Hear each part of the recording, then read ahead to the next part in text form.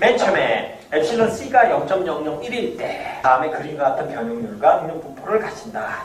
이런 답변이 나오면 0.001일 경우 응력 변형률 분포가 나와요. D 이게 유효 이펙티브 뎁스 유효 깊이라고 얘기를 했어요. 요거는 이제 철근의 덮개, 콘크리트 커버, 피복 두께 이런 말을 쓰는데 요거는 챕터 6에서 여러분들이랑 디테일하게 얘기를 할 겁니다.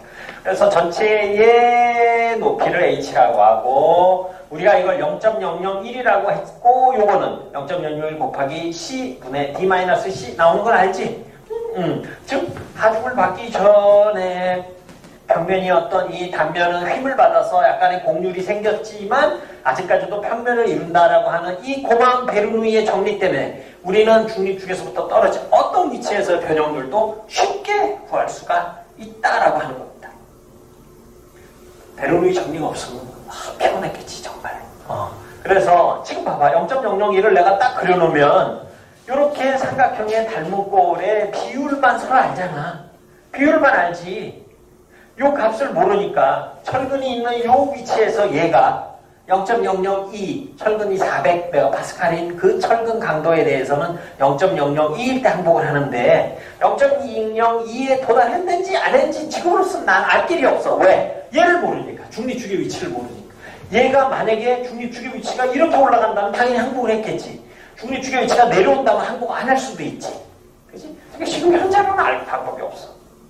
그런데 중립축에 이 철근이 항복했는지 안 했는지 알지를 못하면 표현조건식의 철근에 작용하고 있는 인지압력 값을 쓸 수가 없죠. 우리가 이거 바일리니어로 가정을 했으니까.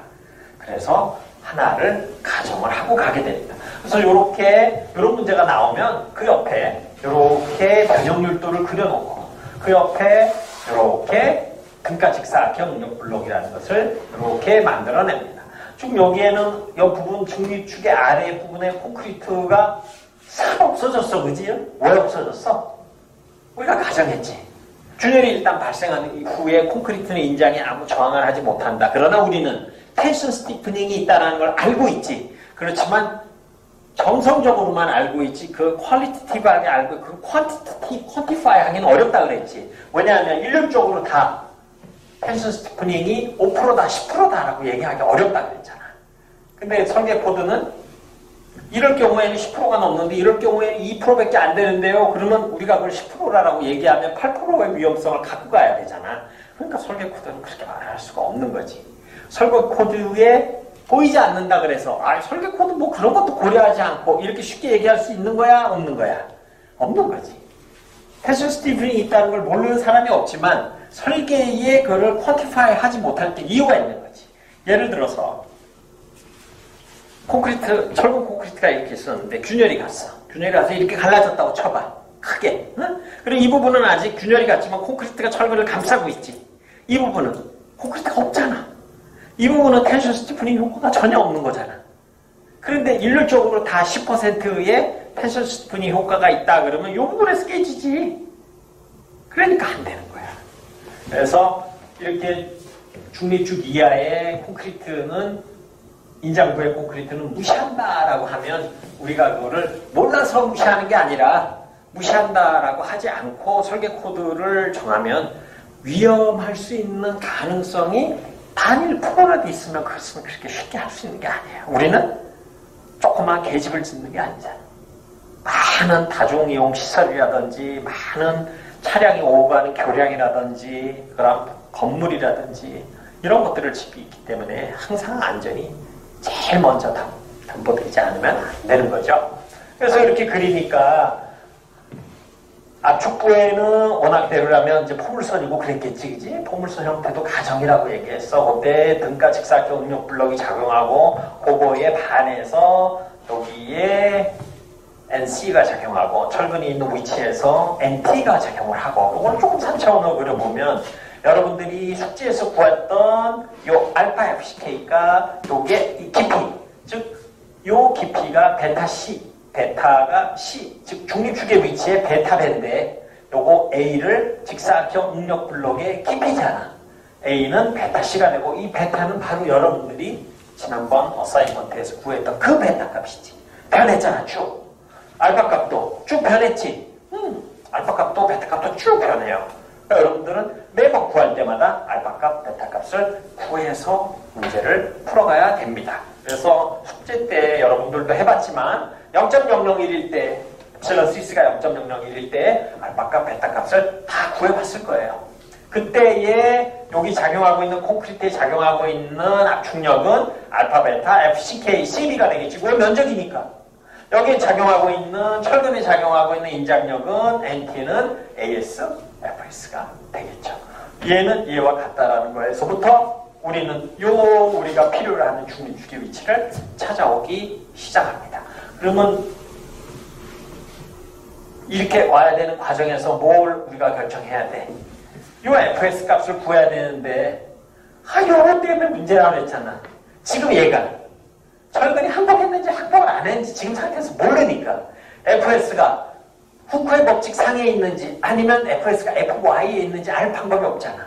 그래서 계산을 해야 되잖아.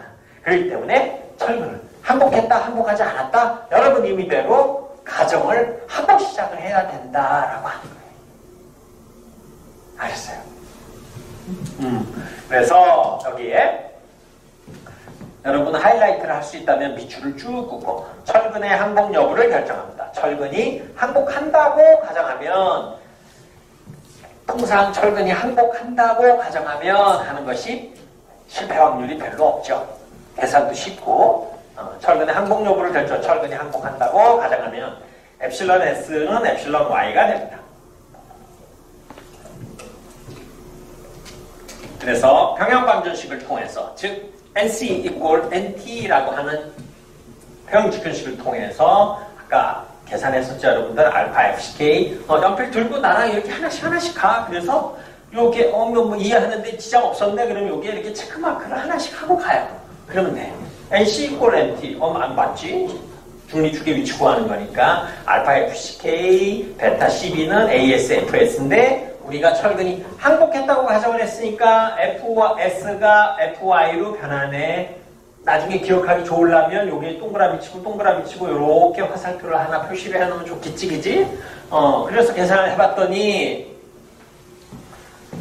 알파 0.592에서는 지금 주어진 조건에서 이 알파가 0.592가 나왔고 FCK는 30MPa로 주어졌고 베타는 0.7 여러분 계산한 거에서 나오고 C 곱하기 250B는 3배에 506.7 곱하기 FY니까 4배 계산하면 중립축의 위치가 195.6이 되더라. 여기까지.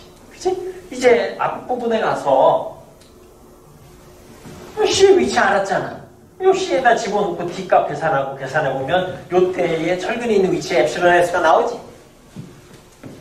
그걸 계산해봤더니 1.2 곱하기 10의 마이너스 3서 철근은 0.002에 항복을 하는데 얘는 아직 0.001이야. 항복 안 했지. 근데 우리는 어떻게 했어?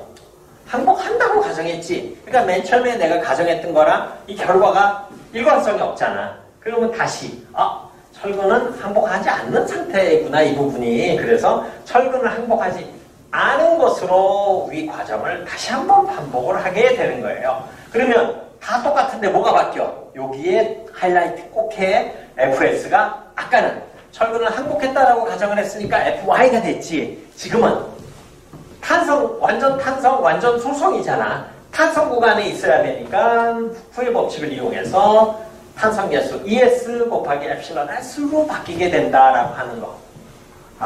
그게 그 얘기구나 하고 여러분들이 이해를 할 거예요. 그래서 다시 계산을 해보니까 중립축의 위치 C값이 164.2mm가 돼요. 여기 FS가 요 탄성 후크의 법칙을 따르는구나. 그래서 C값을 계산해보니까 이렇게 되고, 요렇게 철근이 항복하지 않았다라는 거를 전제로 가정을 해서 계산해봤더니, 그때 계산해보니까 1.68 곱하기 10 마이너스 아직 항복하지 않았지. 일관성이 있잖아. 처음에 우리의 가정과. 철근이 항복하지 않았던 그런 상태로 계산이 다시 됐고, 그렇기 때문에 이제 모멘트와 공유를 계산하면 됩니다. 아까 직사각형의 요거 잘 봐야 돼. A는 직사각형의 깊이야. 그치? 직사각형의 깊이는 중립축의 위치 C의 베타 배웠어. 베타 C는 A가 되고, 그래서 계산을 해보면 이 베타 값 0.7 곱하기 해서 중립축 그 직사각형 응력 블록의 깊이 A 값이 이렇게 나오게 되고, 모멘트는 힘 곱하기 8길이잖아. 그러니까 철근이 있는 위치에 작용하고 있는 힘, 인장력 곱하기 8길이 전체 D-2분의 A잖아. 직사각형 응력 블록의 깊이가 A니까. 이렇게 해서 계산을 하니까 195.4kNm가 되고, 그때의 나비넥타이의 이 곡률은 요거 말고 금방 구하지. 그때의 곡률 P는 C분의 엡실론 CC가 되니까 0.6 곱하기 10의 마이너스 5승 레디안 밀리미터가 됩니다. 즉 우리가 작용하고 있는 액션 모멘트와 그 액션에 걸맞는 변형, 그 곡률과의 한 점이 찍힌 거야, 드디어. 그치? 그래서 바로 아까 우리 계산한 값이 얼마였어?